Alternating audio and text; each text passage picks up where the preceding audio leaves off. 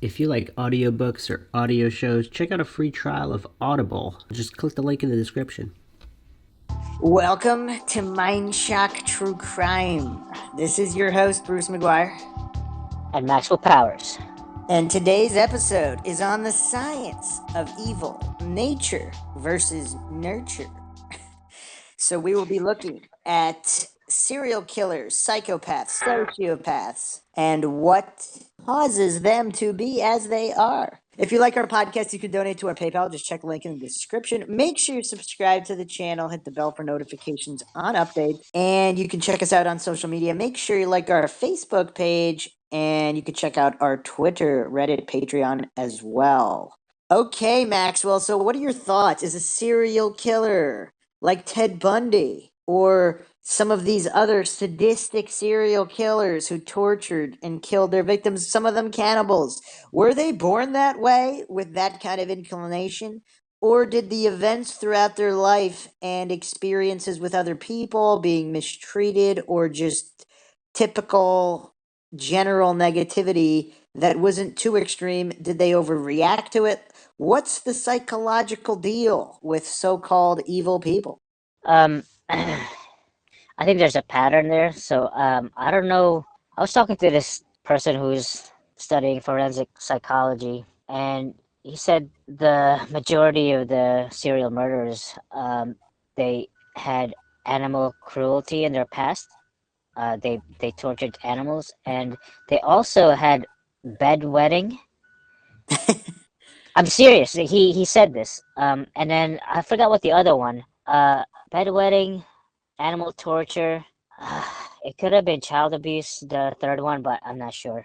But anyway, Whoa, but whoa, it's weird. whoa! I Maxwell, saw. Maxwell doesn't remember something. This is Yeah, unlike you. This is very unlike yeah. you. But I I remember watching a part of a documentary about. I think it might have been Ted Bundy. He I don't know. It's weird with the torturing animals because kids are naturally curious. I mean, I was, when I was a kid, I took the what do you call it, the magnifying glass and like killed ants and shit. Yeah, I never did that. That seems so Like, mean. I know it's mean. Like looking back on it, damn, why did I kill those freaking ants? Like I don't know. Anyway, um, uh, um. Oh, I had nightmares after that. I had I had like for 2 weeks like ants killing me while Your I'm your sleeping. conscience your conscience wouldn't let you Yeah, forget yeah, it. yeah, yeah, yeah, yeah. So like, I don't know. I guess I grew out of that killing ants with magnifying glass. Yeah, growing up, there were always a bunch of kids who were kind of into. I don't know if they killed animals, but they would throw rocks at animals and do mean things, kind of just cause. I think I don't know. It's weird. Like, it's not like you're. I don't know. You're human. You were born into this world, and you just get curious and like I don't know. You just kind of play around with these creatures, like man, and then you figure out what death is, and it starts to. I don't know. I think there's that crossover. Like you get curious, and you're like, "Wow, this is messed up." And then the ones that get like turned on by it, I guess, well, like when you're a little kid, that's the serial murderer. I I guess I think didn't I turn think into that. there might be some red herrings going on here because it's not exactly like it, but it's sort of like that video game debate where for the longest time, I mean, I guess it's still going on now. I don't really follow the news anymore much, but years ago, people were up in arms about video game violence. And it's like, oh, it's going to turn kids more violent. Or, I mean, Marilyn Manson was actually one of the music artists who came under fire a lot too for kind of promoting violence in a way. And it seems like it's a red herring because plenty of people are violent. I mean, you can look at certain third world countries where there are no Marilyn Manson records or video games.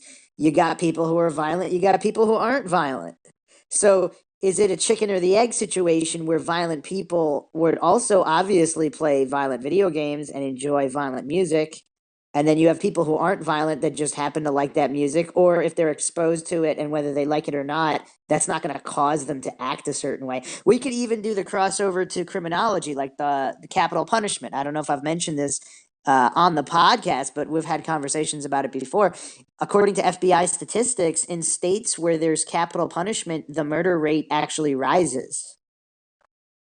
And That's interesting. certain states have gone back and forth. So when they removed capital punishment, the murder rate actually went down. Then when they put it back, it went back up. So for the people who are saying, correlation doesn't prove causation, when it goes back and forth so many times, there's definitely something there. So is it a weird human psychological trigger where humans are just naturally attracted to things that are banned? Because there's definitely a lot of that in psychology. The forbidden is always kind of appealing in a certain way. So, like, drug experimentation among teens and alcohol consumption among teens and underage kids who, oh, it's cool and forbidden, so you want to try it. Whereas if it was legal, like if you look in some of these other countries and compare, alcohol legality ages and things like that, they have a lot less problems with drunk driving, alcohol poisoning deaths, and things like that.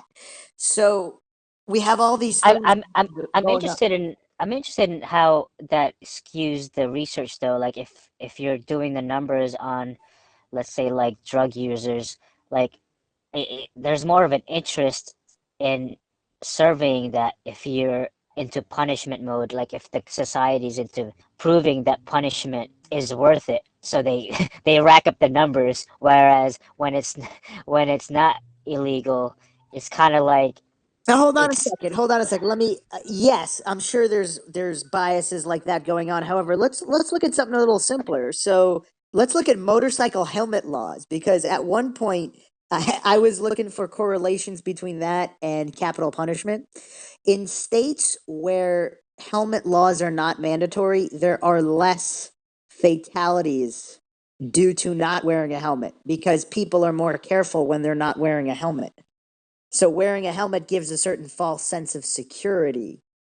So when you look at what's forbidden, what's not forbidden, and the whole mentality of humans trying to control other humans by making laws and things like that, it seems across the board, and this is a generalization, I'm not saying it's true. I'm just saying, looking at motorcycle helmet laws, capital punishment laws, drug laws, it seems like discouraging things causes more problems. Legal, like when you legally discourage something, it causes even more problems. And there would be less problems with those things if there was no legal restriction on it. Would you agree or disagree with that? um I not disagree or agree. I don't know. It's just Aren't you yeah, an anarchist? Aren't you an anarchist? yeah, and yeah. So why? So you would agree, right, that laws don't help and they hurt?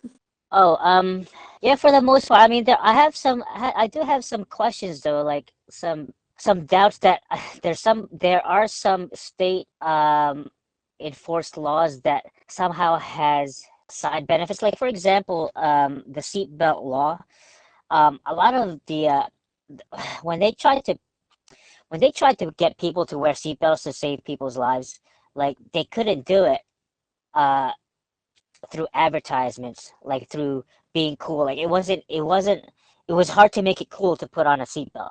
And then I believe the laws were passed to wear seatbelts, and I don't know, I have to look into that more, but then people started wearing it, and now through habit, then people started wearing it because it was by law, by state law. I'm not quite following you. You're saying, okay, I'm not quite following whether that increased or decreased safety though, because that was kind of the subject. So Well, yes, that's debatable too, because I've actually met this person who who got into an accident, flew through the windshield, and the doctors and the investigators told him that if you weren't a seatbelt, you would have been dead because the yeah, car was completely I've seen crushed. statistics. I've seen statistics approaching 50% on whether or not Damn. the seatbelt would kill or save you. It's like a toss up because obviously it depends on the type of accident you get into. Yeah, it's But weird because I've also known. so in some situations it has saved lives. So people like and you'll always hear about that. And then those who are killed from wearing a seatbelt, Like you won't see that, Yeah, that posted in the doesn't match. news. That doesn't match the authoritative propaganda. But I've also known Yeah. people whose seatbelt has broken in car accidents immediately, like in a really bad accident. Damn, really? Yeah, so it didn't do anything anyway. So they went fly, so I don't know. But let's get a little bit more specific with, so for example, drinking and driving is illegal. So why are so many people drinking and driving? Like murder is illegal. Why are people killing each other? Taking drugs is illegal. Why are people taking drugs? So like, what do the laws actually do? So I think this is Yeah, kind of yeah, related. yeah, that too. Because like I know that making drugs illegal, it actually, yeah, it increases the drug use, Well, and it and also then it also causes, just like with the prohibition era, it also causes increase in organized crime yes, yes, and general, problems with society. But the government profits off that as well. So, we're not going to go into that conspiracy angle. But so go back to nature versus nurture. It seems like people will do what they want to do regardless of the law. Now, the question is, why is that, and why are certain people the way they are? So, in terms of hurting animals and whatnot, there's natural human curiosity, and then there's also serial killers. So if humans are naturally curious, let's say 50% of all kids experiment with killing insects or animals in some capacity. Now it's very difficult to draw the line and say, oh, they were so fascinated with it, they were obsessed with killing cats and dogs and they did it all day. Okay, that's a category. But if let's say 50% or even 30% or even 20% of all kids experiment with killing animals or insects or whatnot, the likely, so a certain serial killer, if you look at 10 serial killers, one or two or five of them might also have done that. What is the exact correlation? Because if correlation doesn't prove causation, is that kind of a red herring to a certain extent? I don't understand. Can you clarify why you think it's a red herring? Because if a certain percent of all kids experiment with killing insects or animals, then obviously a certain percentage of serial killers would have also done that. So are we saying there's a direct, irrefutable link between kids killing animals and becoming serial killers? Because plenty of kids kill or hurt animals in some way and don't become serial killers. Yeah, like me. So, well, how do we know you're not a serial killer, Max? And even if, and maybe you're not lying right now. Maybe you're a serial killer and you forgot. Oh, that makes a good movie. Oh man, that needs to, yeah, we got to get those mugs out. But yeah, the point is, if a certain amount of percentage of kids kill animals, a certain amount of them will grow up to be serial killers. But is it because of the animal killing? That was my only point. Is that a red herring? Yeah, I don't know. I don't know. I don't know. Now it's making me want to watch that documentary on that TED. Is it TED tapes Ted on Bundy, Netflix? yeah, yeah. Yeah, TED Really tapes good. on Oh yeah, we're going to be Netflix. doing a podcast on Ted Bundy coming up as well. Very, very disturbed individual. But so back to our point here with nature versus nurture. So you're generally, you just said that you didn't really get to the root of the issue. Like there's natural human curiosity. Now, so do you believe evil people are born that way, or that's a result of their environment or people they interact with and negative experiences? I think it's a combination of both. Like most people, when most kids, they're naturally curious, and then I think maybe a part of that is nature with some people to enjoy the seeing death, so they kind of just get addicted to that, and then it just perpetuates into something more, killing larger animals and then into humans. So I think it's a combination of both. But I think also, if I remember watching that documentary with Ted Bundy, I think it was on, the parents, I don't believe did anything to either punish or lecture the kid, or I mean I'm not even sure if they knew.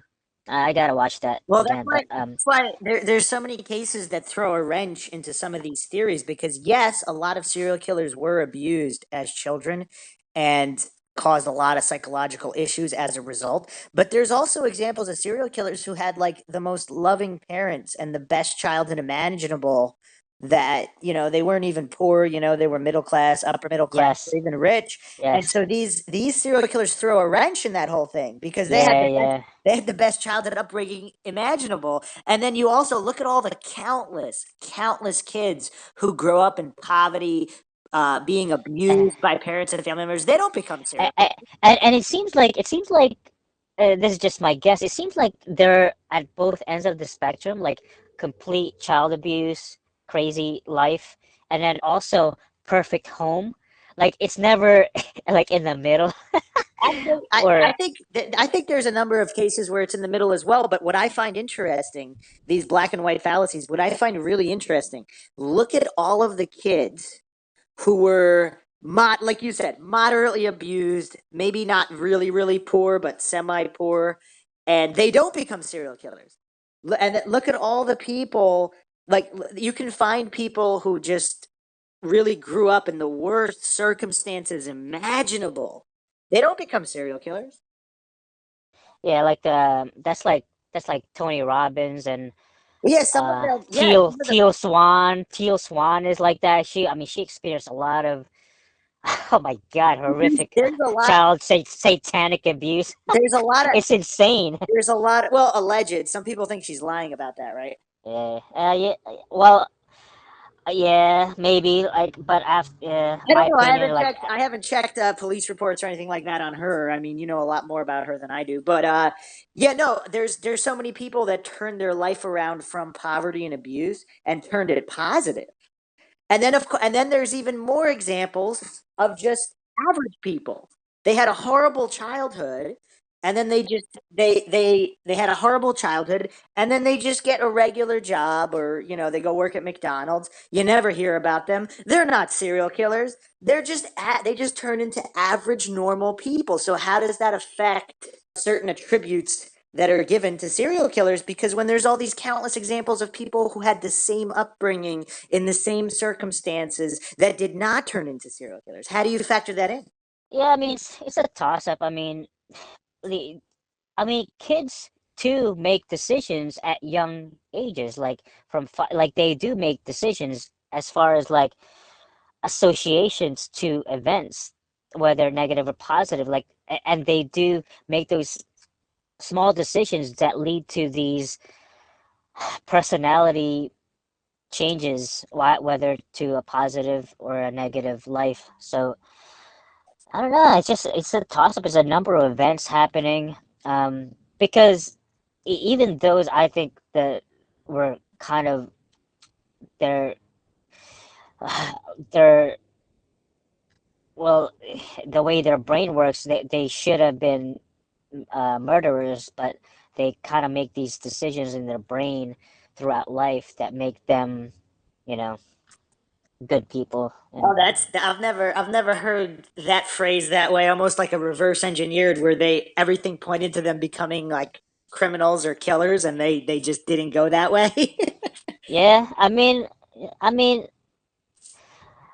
I I could be one like that too. Like growing up, if I killed ants and then all of a sudden like I watched like some kind of show, and then for some reason, let's say some adult clapped on or like applauded the murderer, and then as a kid you can associate good things to that event That's in pretty. the screen on the screen, or you can also choose not to associate and reject the adults applause on that event on Yeah, screen. So like I don't know.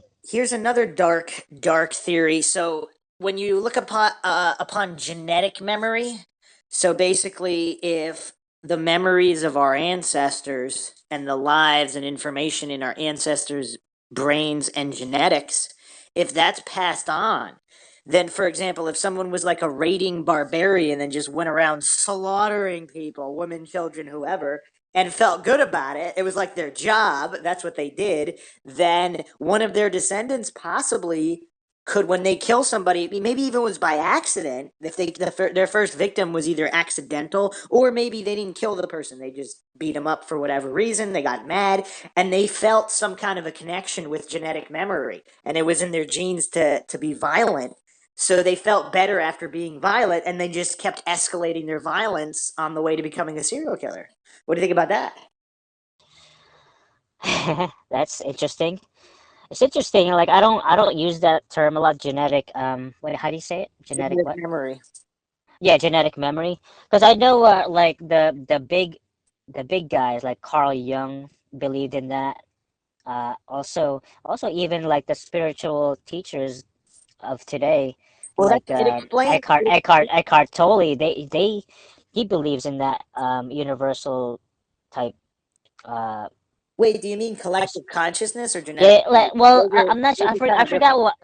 Well, Genetic memory, genetic yeah. memory more relates to an individual line of genetics, Okay. collective consciousness is everybody's kind of plugged into the same computer with their brain, with their consciousness. But historical too. Like Yeah, there's overlap. There's overlap. yeah. But so I'm going to read an article now that I thought was really, really good on whether or not there are violent genes. So this is Okay. from the Telegraph. Are some humans born evil? Scientists believe they have identified the genes responsible for high levels of rage and violence. Does that make some men evil from birth? It's kind of a sexist article. Why are they talking about men? It was written by Olivia Goldhill. I guess she doesn't think that females can get violent genes. I don't know. Okay, this article was published October 29th, 2014. There are many theories about why humans commit unspeakable evil, but none of them are particularly comforting. If the childhoods of serial killers are filled with abuse and hardship, then they can appear to be victims of painful circumstances. But if society isn't to blame at all, if murderers have charming upbringings and little to complain about, then could they be born evil? Scientists in Sweden have analyzed criminals who commit the most serious crimes, and they believe they have identified the genes that contribute towards violence. The discovery suggests that acts of evil aren't terrifyingly inhuman, but all too human. We could all commit evil. Brian Masters, who has written biographies of several mass murderers, including Rosemary West and Dennis Nilsson, say that every human being has the capacity to commit wicked acts. The purpose of society is to curtail the evil, and without that influence, such as in Nazi Germany, where mass murder was encouraged, every human could commit terrible deeds. It's one of the most terrifying thoughts I've ever encountered, and I think about it year after year, says Masters. Whereas I am an equitable soul and would never raise my fist in anger to try to do something that is harmful to another person, I have to admit in total sanity and intellectual honesty that I could. I'm so grateful to live in a country where that is unlikely. Masters insists that evil is an adjective, not a noun, and that when we describe someone as completely evil, we're surrendering our intellectual responsibility to analyze their actions. The early signs of murderous intent. But although all of us could do terrible things under the right circumstances, some are more likely to do so than others. Masters says that those who are likely to commit murder usually show early symptoms in their childhood. The man who is addicted to murder didn't wake up before breakfast and think, ooh, I'm going to start murdering people. The frustrations in his personalities were there all his life, and they grow and fester, says Masters. Whether or not you're going to do something dreadful is usually apparent before the age of 5. Long before he kills somebody, he will exhibit behaviors that show he's capable of it. Genetic links to psychopathy. Essie Viding, professor of developmental psychopathology at the University College of London, says that nobody's born a killer, but that there are individual differences that affect the likelihood of developing murderous traits. Although most children become distressed when those around them are unhappy, some are less reactive to others' emotions. This is what psychologists call emotional contagion. says Viding. We think it's one of the early makers of how readily you develop empathy. A lack of empathy is one of the key signs of psychopathy and increases the likelihood of committing harmful crimes. But Viding, who focuses on the neurobiological basis of psychopathy, says parents and teachers have a strong effect on a child's mental trajectory. Growing up in a cold, mercenary environment is likely to make a child less empathetic, while a positive teacher who rewards good behavior can help a child react appropriately to others' suffering. Even juvenile delinquents who have high levels of these traits can benefit from therapeutic interventions, so it doesn't mean that if you have these traits that you're somehow predestined to become a psychopath, she says. I really believe that there's no such thing as someone born evil. At the same time, it would be unrealistic to say there aren't individual differences in how prone someone is to becoming evil. A combination of nature and nurture. Simon Baron Cohen, professor of developmental psychopathology at Cambridge University and author of Zero Degrees of Empathy, says that human behavior is never more than 50% determined by genetics. That's kind of weird. Why not 49 or 51? Although one version of an MAOA gene increases the likelihood of committing antisocial behavior, Baron Cohen says no gene will inevitably lead to psychopathic behavior. If you look at the history of people committing antisocial acts, breaking the law, and hurting other people, there are strong environmental factors that predict that, says Baron Cohen. Growing up in an environment of criminality is one big factor, as is early neglect and abuse, those purely emotional factors. Understanding evil. Most people shy away from trying to understand those who commit evil and worry that comprehension can lead to empathy for those who are guilty of terrible crime. But Masters stresses that while understanding evil is important, we should never start to pity the psychopathic murderers among us. Someone who commits murder doesn't do so just because his parents treated him badly. A lot of people's parents behave badly, but the children don't turn into killers. Is it because he lives in a violent society where it doesn't seem to matter so much? No, because he has a capacity to be different. He chose to go along with the violent society or fight against it. It is because of a psychological disorder? No, that's another excuse. But if all these things are combined, if you're badly treated as a child, if you grow up in a violent society, if you've got a psychological disorder, then you don't stand a chance. Then the murderer is himself a victim. But that doesn't mean you feel sorry for him. It means you have attempted to explain very wicked, aberrant behavior. Whether men are motivated by nature or nurture, we cannot ignore the evil that exists in the world. We may flinch from understanding evil, but it's our moral duty to do so. So I guess they don't believe that females can be evil murderers? I don't know. Very interesting article. What do you think of it? That's interesting.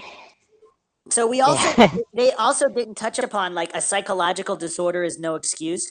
I think that's a case by case basis. If someone is so mentally far gone, because some serial killers, from what I've read, they actually believe they're doing a good thing by killing people. And they even think that that person wanted them to kill them, whether they're hearing voices in their head, but they're so psychologically disturbed, they don't understand what they're doing. That's why insanity is a defense in some of these cases, because there's a difference between knowing something is bad and doing it anyway, and not understanding that something is bad or that it could be harmful. Again, case by case basis, I don't think most serial killers are so far gone that they don't understand what they're doing, but some of them could be, and how are we to know? We don't live in their head, right? Right. Yeah. Yeah, that's interesting. Another thought that came to mind, that which deals with the environmental factors that make someone kind of like a murderer. Um, um, Being in jail, and this is one of like my perspective on the Stephen Avery thing, like making a murderer. Okay, he was falsely accused to with rape, and he was in jail for a long time. That being in jail turned him into a murderer. I thought that was the deal, but I think it was more like a conspiracy. But anyway, um, um, I saw some documentaries, like some mini documentaries where innocent good people go to jail for like a couple of years and they come out completely different, like violent and very nasty, just being in that environment because they had to defend themselves and to be part of that jail system. They to survive, they had to be like them. Yeah, Does that make sense? I've seen those, and they're very heartbreaking, especially when it's young kids getting thrown even into some kind of juvenile detention facility for nonviolent crimes or the falsely accused Yes. who got put in, Yeah, and then that's really sad because that like ruins. they could have had like great futures and they end up in a jail and they turn they come out as more like worse off. Yeah, it's Oh man. much worse off because yeah, it's just human psychology. You're gonna become like the people you're around unless you're so incredibly mentally strong, which there's also examples of that as well. But the majority, yes, the majority of nonviolent offenders who are mixed in with extremely violent offenders, they have to take on certain psychological traits in order to survive, and that's just with them and it becomes part of their personality when they get out of prison. So again, if we circle back around to the beginning of all these laws and people being both imprisoned, so jury nullification is also kind of interesting. Nobody ever talks about that. So that's where the jury will say, yes, the evidence is there. They committed this crime, but this crime shouldn't be a crime. Therefore, this is nullified. So theoretically, the jury would have the power, like whether it's a drug offense, technically, I guess any offense.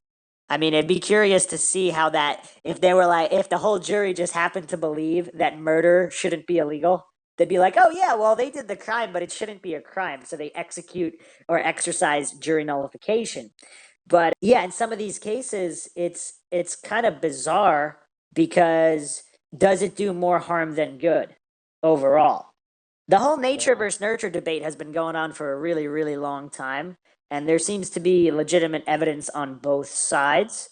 But again, if we don't fall for the black and white fallacy, it seems to be like there's factors from both, and and everything has to be a case by case basis because everybody's genetics are unique. But I think in certain cases, it's almost like there was nothing you can do, and in other to both degrees. So if someone's a really good person, you could throw whatever you want at them in life. They're not going to become a violent criminal.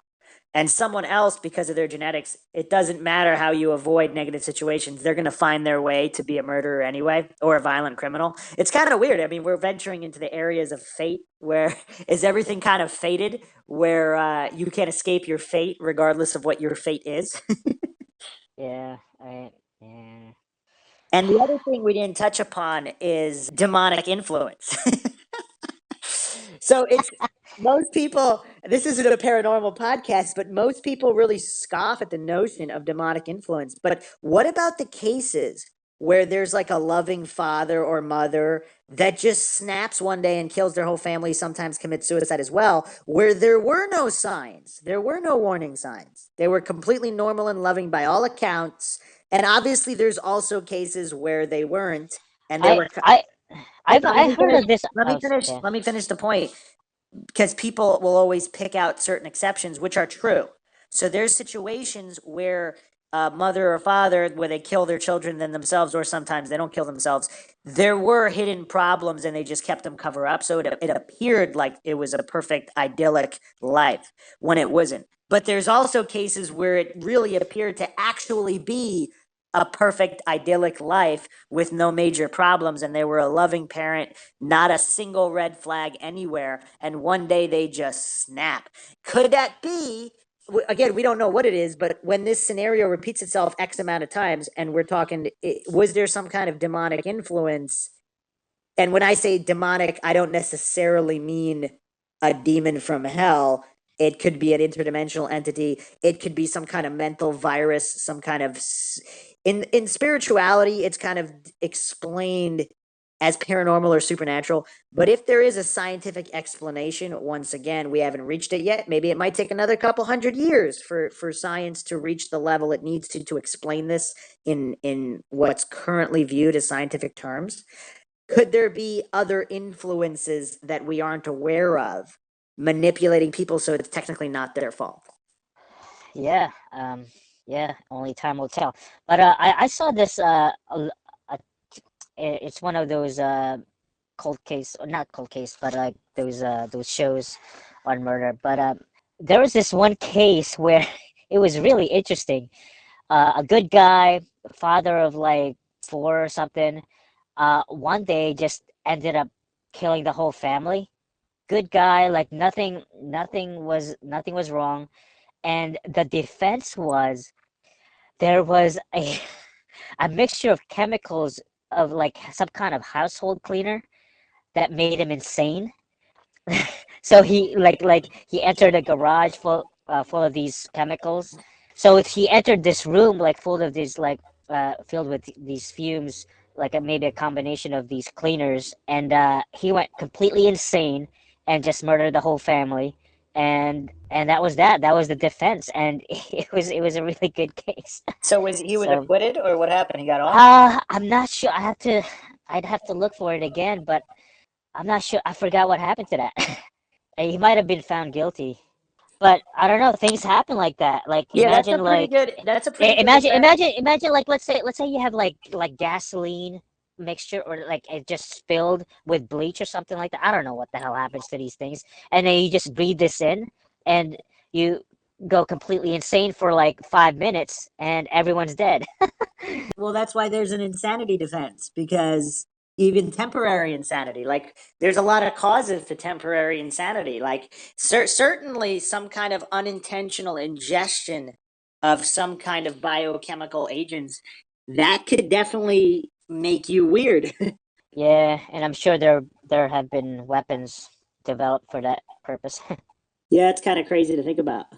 Well, that's actually a good weapon. Imagine like, spraying that to your enemy and then it just makes it easy. You just have them kill each other.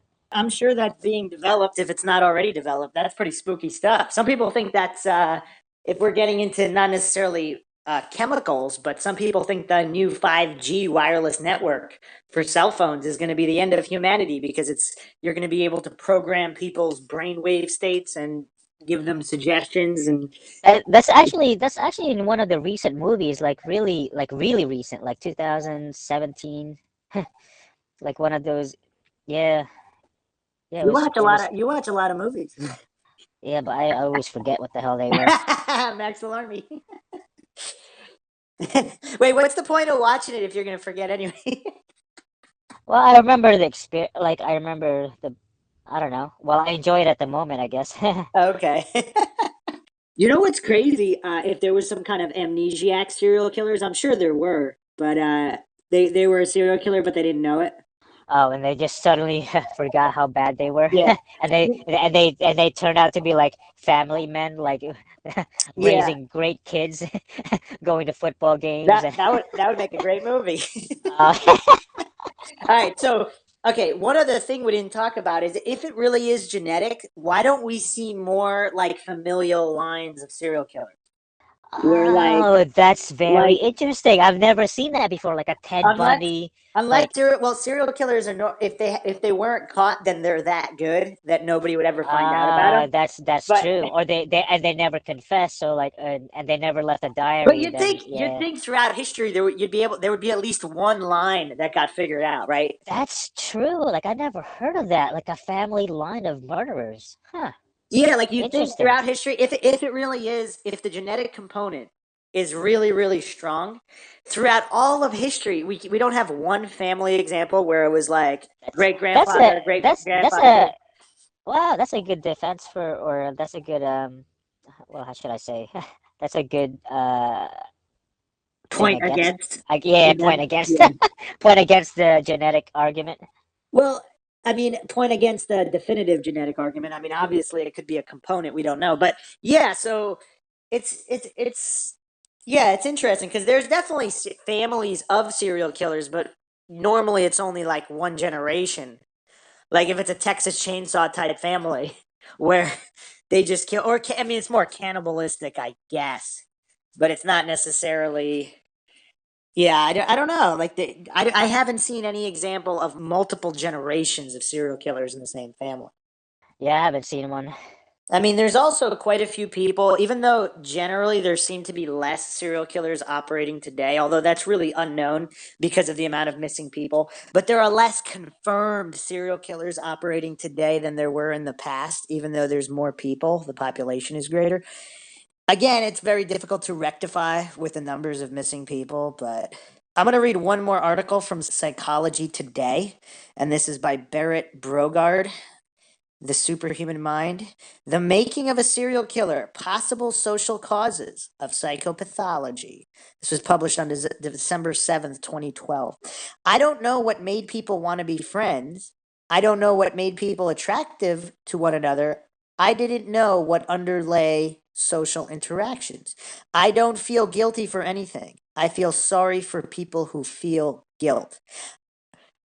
I'm as cold as an expletive as you've ever put your expletive eyes on. I don't give an expletive about those people. These creepy Ted Bundy quotes patently summarize the main traits of a psychopath. A callous, exploitive individual with blunted emotions, impulsive inclinations, and an inability to feel guilt or remorse. You know what else is interesting, though, before I forget? Like, we have to use the counter examples. There's other serial killers who do feel bad about what they did.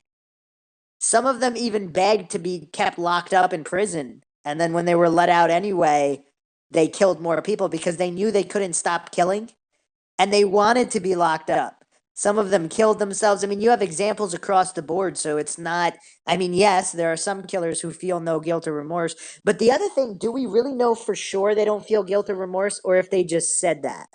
Yeah, I saw this one dude on one of those shows, and he was like, he said, "Keep me in here because I'm gonna do it again. Like I'm gonna rape kids Yeah, and I'm gonna kill them." there's a number of people And like that. they just, yeah, and that's a good question. Like when they said that, did they feel guilty about it, or did They they must, just they must they have, just, otherwise they uh, wouldn't care.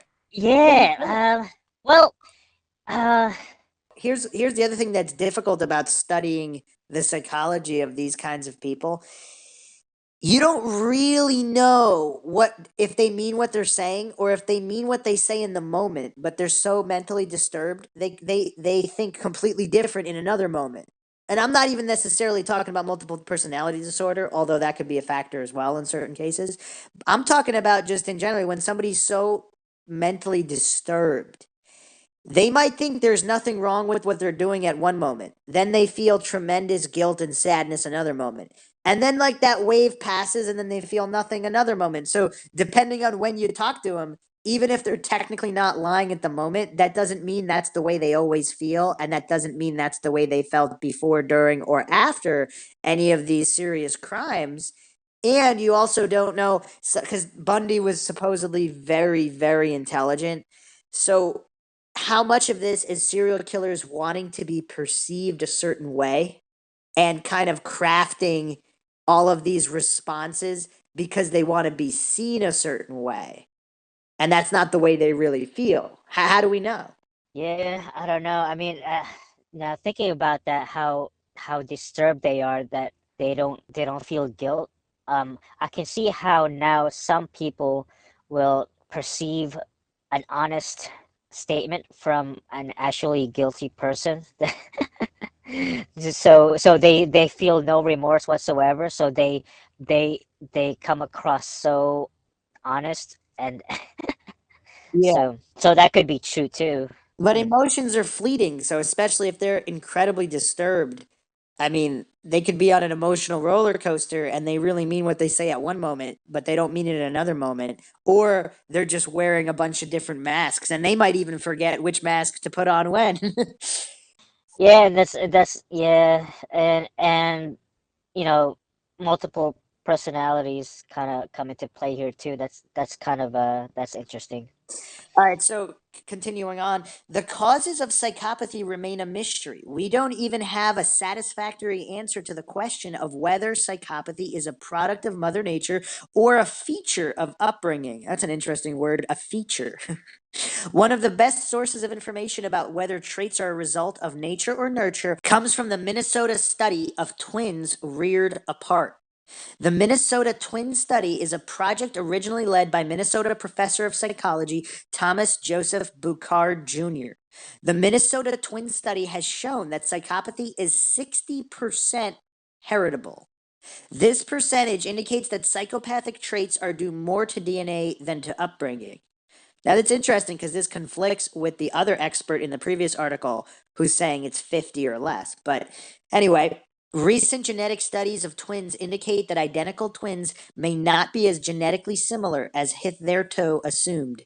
Though only a couple of hundred mutations take place during early fetal development, the mutations likely multiply over the years, leading to vast genetic differences. This leaves open the possibility that psychopathic traits are largely genetically determined. If psychopathy is genetically determined, one should expect some abnormality in the brain, the immediate source of psychopathic traits. A possible candidate for this abnormality has recently been identified in a study at University of Wisconsin-Madison. Brain scans revealed that psychopathy in criminals was associated with decreased connectivity between the amygdala, a subcortical structure of the brain that processes negative stimuli, and the ventromedial prefrontal cortex, a cortical region in the front of the brain that interprets the response from the amygdala. When the connectivity between these two regions is low, processing of negative stimuli in the amygdala does not translate into any strongly felt negative emotions. This fits well into the picture we have of psychopaths. They do not feel nervous or embarrassed when they are caught doing something bad. They do not feel sad when other people suffer. Though they feel physical pain, they are not themselves in a position to suffer from emotional hurts. The Wisconsin-Madison study shows a correlation between criminal psychopathy and brain abnormality. As this brain abnormality in the majority of cases of psychopathic criminals is not abruptly acquired, there is good reason to think that it's grounded in the psychopath's DNA. There are, however, some limitations of this study. The study measured criminal psychopaths, but not all psychopaths are criminals. Most psychopaths are manipulative, aggressive, and impulsive, but these features far from always lead to criminal activity. It remains to be seen whether non-criminal psychopaths, like their criminal counterparts, have reduced activity between the amygdala and the VMPFC. Another limitation of the study is that it doesn't show that reduced activity between the amygdala and the VMPFC is an abnormality specifically linked to psychopathy rather than to a range of mental conditions that have been associated with serious crime, including paranoid schizophrenia and extreme sexual fetishes. Though the Wisconsin study sheds some light on what may bring about the traits of psychopathy, psychopathy remains puzzling. We don't know the reason behind the reduced connectivity in the emotional system. It could be caused by a dysfunction of neurotransmitters, for example, by a disturbance to the main excitatory neurotransmitter glutamate. Alternatively, it could be a degenerative disease that leads to a reduction of the brain's white matter, which is responsible for connectivity among neurons. The answer to what causes reduced connectivity in the brain's emotional system would help answer some of the bigger questions about psychopaths. For example, the question of whether disorder is partially due to social or other environmental factors or is primarily genetically based. That kind of reminds me about the CTE theory in the O.J. Simpson case. Because if he suffered from CTE, he might have some kind of psychotic break and have killed Nicole Brown Simpson and Ron Goldman and possibly blacked out to the point where he didn't even remember it. What's CTE? Brain injury from playing football. Oh, It's okay, been all got over it. the news, like the past number of years on how Uh, you haven't heard of any of this? I've heard of the brain injury, but I forgot that it's called CTE. Yes. And Well, anyway, they can only really test for it in autopsy. uh, So in the beginning, I talked about the three things that this forensic psychology yes. student was studying. I just looked it up, and it's called the McDonald Triad. So the McDonald Triad, also known as the triad of sociopathy or the homicidal triad, is a set of three factors that has been suggested. McDonald, 1963. If all three of any or any combination of two are present together, to be predictive of or associated with later violent tendencies, particularly with a relation to serial offenses. The triad was first proposed by psychiatrist J. M. MacDonald in The Threat to Kill, a 1963 paper in the American Journal of Psychiatry. Small-scale studies conducted by psychiatrists Daniel Hellman and Nathan Blackman, and then FBI agents John E. Douglas and Robert K. Ressler, along with Dr. Ann Burgess, claimed substantial evidence for the association of these childhood patterns with later predatory behavior. Although it remains an influential and widely taught theory, subsequent research has generally not validated this line of thinking. The triad links cruelty to animals, obsession with fire setting, and persistent bedwetting past a certain age. Fire setting was the third one? Yeah. Well, so it's arson, cruelty to animals, and enuresis, which is bedwetting. Yeah, Uh, the arson, I haven't seen that in studying most serial killers. I haven't seen too much about that. I mean, I know a couple were into arson, but I haven't seen that being talked about the same way as cruelty to animals. Because cruelty to animals, that's a major staple of criminology and the psychology of violent criminals. But arson, I actually haven't seen that too much. yeah. In Singer and Hensley 2004, arson or fire setting is theorized to be as a less severe or first shot at releasing aggression. Extensive periods of humiliation have been found to be present in the childhoods of several adult serial killers. These repetitive episodes of humiliation can lead to feelings of frustration and anger, which needs to somehow be released in order to return to a normal state of self-growth. However, the triad combination has been questioned in this regard also, and a review has suggested that this behavior is just one that can occur in the context of childhood antisocial behavior and isn't necessarily predictive of later violence. I agree with that because I mean, once again, growing up, I knew kids who liked to play with matches. I mean, they never set anything big on fire, but they just had fun setting small little things on fire, even if it was just like a piece of paper. And that's it. It's kind of like almost like a normal curiosity, like you said, with certain killing insects or things like that, where certain kids. But in that study, when they say they studied several, what does that mean? Like 5 out of 100? What does several mean? Several doesn't seem like it means a lot. If they studied several and like 5 out of 100 serial killers match that trifecta, what does that really mean? Or even if it's 10 out of 100, even if it's 20 out of 100, even if it's 30 out of 100, that's still a minority. Unless they're saying they studied like 90 out of 100 and all 90 had these three traits. But again, that's still kind of fallacious because what percentage of the non serial killer population also meets the trifecta? Because like the bedwetting thing, I mean, don't a fair number of people have bedwetting problems that don't turn into serial killers? You know what I mean? Yeah. All right. So I don't know how to pronounce this, but enuresis is an unintentional bedwetting during sleep, persistent after the age of 5.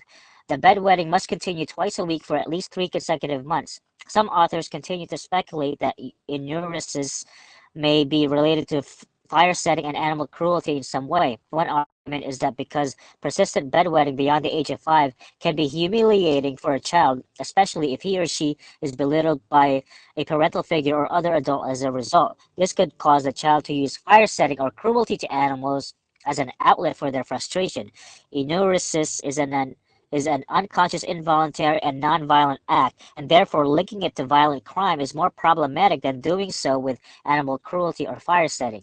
According to Douglas and his fellow researchers, however, the triad behaviors are not causal when examining a relationship with later predatory behavior, but rather are predictive of an increased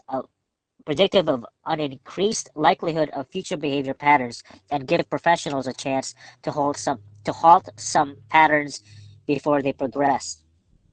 Yeah, I don't. To me, that seems like a whole bunch of nonsense. Whereas the critical piece there, if a parental figure humiliates, berates the child over anything, like let's say it's not bedwetting, if they didn't clean their room and they're made to feel horrible, that whatever they do, if they're made to feel Yeah, but horrible, that's kind of like voluntary though. Like cleaning your room is voluntary. Like bedwetting is involuntary, so that's more like humiliating. It's not their fault. You know what I mean? okay, well, let's say they didn't understand something and it's not their fault because they're a kid, but the parent thought they should understand. Regardless of what, that wasn't my point. My point was the parental figure making them feel bad, making them feel horrible all the time. That seems like it's Yeah, that's true. Yeah. I seems got like you. So it can, like it could be anything. That's what you're trying to right. say. So if it was the bedwetting, okay. So if they do it over the bedwetting, they would probably do it over other issues as well. If it's that kind of parent, if they're an abusive parent, Right. It make could be. them It do could. that. Well, yeah. So Well, regardless, imagine bedwetting and something else that they can't help. And that would be a or if truly let's say like. they have an annoying laugh, or they're crying all the time because they feel sad, so they're making fun of them for crying. Like regardless of what it is, it doesn't matter what it is. That reaction from the parent seems to be a lot more critical to mental development than what the reaction was about. It's the Interesting that this triad doesn't mention um child abuse, like being abused. That's weird. yeah, that seems to be. I mean, again, it's very difficult to.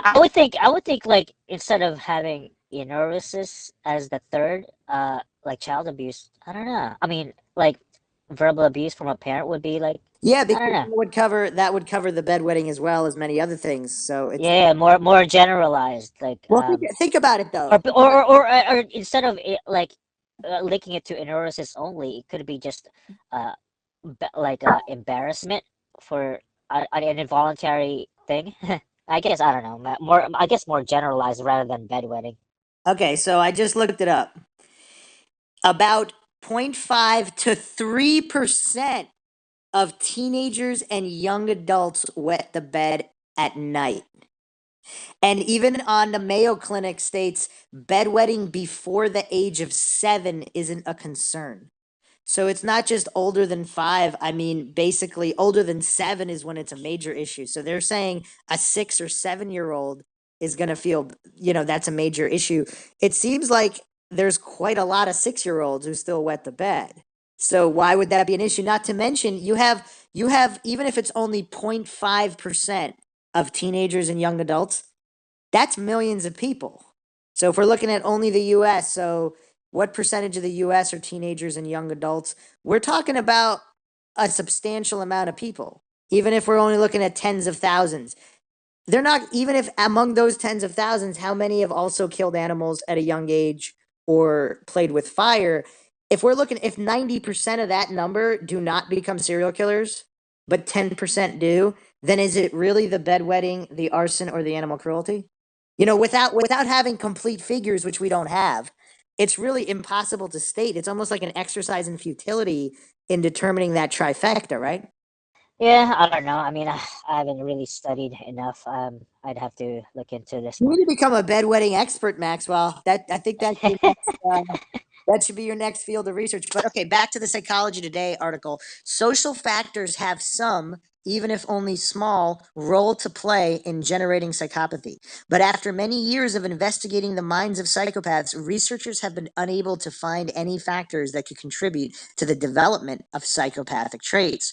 Early childhood abuse or neglect often leads to post-traumatic stress disorder or phobias. Examples in terms of making commitments. Actually, we didn't talk about neglect. So even if there's no actual abuse, what children that are neglected, that seems like there could be something there. If they're just always ignored by adults, then wouldn't they might be more likely to lash out for attention, right? That's interesting. Yeah, there could be something there. But anxiety disorders are typically associated with either greater connectivity between the amygdala and the VMPFC or a dysfunction of the VMPFC that makes it unable to modulate negative information from the amygdala. We cannot exclude that childhood abuse or neglect may be a factor in making psychopaths commit crimes, but it's not a likely contributing factor to psychopathy itself. Furthermore, those serial killers like Charles Manson, wait, did Manson actually ever kill anybody himself? I don't know why they're listing him as a serial killer. Were abused and neglected as children. The list of serial killers with a normal childhood is long. Famous serial killers such as Ted Bundy, Jeffrey Dahmer, and Dennis Rader grew up in healthy households with supportive family members. Elsa Ermer and Kent Keel of the University of New Mexico, Albuquerque, discovered that psychopaths have difficulty following rules based on moral sensibility, despite fully understanding the rules. Okay. Here's an interesting point. I have to jump in on this. What if they don't believe that the rule is moral? Yeah. Can they make decisions like that? I Well, who said at which I don't know. who said at which age? They're not talking about them as children right now. Oh, We're okay. just talking in general. So let's say an adult, let's say if someone hits you, you want to hit them back. And let's say your parents or the school or your business, your area of employment, let's say it's just strictly forbidden to ever physically hit somebody. It doesn't matter if they're hitting you. Let's say that rule is established. Now, let's say this particular individual, they don't believe that that's a moral rule. So they understand the rule, but when someone punches them in the face, they decide to punch back because they don't believe that that rule is moral, even though they understand the rule. Don't you think that's an important distinction? Uh, yeah, I guess. Do you get it? Actually, now I kind of zoned out a little bit. Maxwell Powers, always zoning out. Okay, so let's say the rule is you're not allowed to hit somebody no matter what. Okay. Now, let's say you understand the rule, but you don't believe that that rule is moral. You believe it's okay to hit somebody back if they hit you. Okay, that's fine. So now, does that make you a psychopath? Because what's so in this article, it said psychopaths have difficulty following the rules based on moral sensibility, despite fully understanding the rules. So, what if they understand the rule, but they don't think the rule is moral? So they don't feel morally obligated to follow the rule, not that they don't have moral sensibilities. Wait, are you saying that that would make them more murder, like turn into a murderer? Or No, I'm saying, what if? Oh uh, man, no, I'm just saying, like we're in a murder podcast, so I'm like, so we're what's the just point of that? Because I'm thinking that if they can decide the, on on that, that means that they have some moral intelligence. well, yeah, that's Like the they can, point. That's the point. What if their morals are simply different than someone else's morals? What if because let's say they're mentally disturbed. So let's say, like, if certain serial killers killing prostitutes, they believe that prostitutes are like evil demons destroying society. So they believe it's their moral duty to kill those prostitutes. So in their mind, they're acting morally. They're not intentionally disobeying moral rules. right, yeah, exactly, yeah, that makes sense. So that was just a quick point I wanted to make where I don't know if it's fair to lump all psychopaths in with serial killers that are incapable of following moral rules. What if they just believe in their own morality and not other people's morality? Then, oh man, that gets me thinking about satanic like rituals and satanic people, you know. Like they when they get into his satanic rituals, they kind of like, oh my God, I don't know, I don't know what they think. I mean, they don't. Oh man, that's so weird because satanic is evil, right? I mean, I do they consider themselves evil? Like they kind of just do things for Satan. I Well, a don't know. lot of serial killers are not Satanists. So, I mean, some of them are, but that's not really the focus point of this podcast. But in Right, but general, well, you just came kind of gave me that idea, like you yes, know they these have their own. people. They don't believe. Yeah, there's different schools of thought on that, and we'll get into them in the satanic podcasts. But yes, they don't necessarily believe that Satan is evil. There's the link between Satan and Lucifer. Lucifer's the light bringer, bringing humans choice. So it also depends on what form of Satanism. There's different forms of Satanism. I think the LaVey Church of Satan specifically says that nothing is immoral if you're not hurting anyone else or forcing anyone else to do something. So you can do whatever you want according to your own will, but that wouldn't include killing someone else. Like you're not allowed to kill someone else because that's not their choice. Right. So it's weird, and we're not going to go down that rabbit hole right now. But I just added Yeah, the that's a point. big topic. Yeah, I just added the point of the Irmer and Keel of the University of New Mexico saying that psychopaths have difficulty following rules based on moral sensibility, despite fully understanding the rules. There might be, I don't think it's that simple. But anyway, continuing on, the blunted emotions of psychopaths appear to play a role in preventing them from following rules. But this is possibly correctable. We know that people with autism spectrum disorder have difficulties picking up on social cues or do the right things in social contexts. But higher functioning autists can normally learn to make the right kinds of signals in social situations. For example, they can learn to make eye contact, back channel during conversation, and express an interest in other people. Sometimes this requires years of training with a therapist or medical professional. They have to learn to do what others learn by interacting with family members and peers. If people with high functioning autism, an inheritable disease, can learn social cues, then presumably some psychopaths can learn to follow moral rules by going through extensive training. One social factor in turning a genetically disposed individual into a psychopath, then, may be a negative one. They have not been given special training in following rules. Perhaps, given their dull effect, one could experiment with training programs that increase negative emotion processing artificially, and then teach them to associate these heightened negative emotions with morally bad actions. Certain hallucinogenics, such as psilocybin, might be an effective tool. It is worth noting here that a large number of the most gruesome crimes were committed by psychotics and not psychopaths. Psychosis and psychopathy are different kinds of mental disorders. Psychosis is a complete loss of one's sense of reality. Psychopathy is a personality disorder, much like narcissistic personality disorder. Personality disorders are potentially more permanent and less curable than psychotic diseases. Psychotics and psychopaths can have traits in common, such as blunted emotions, but they differ in terms of whether or not they are in touch with reality. Psychopaths are calculating and manipulative, but they do not suffer from hallucinations or delusions.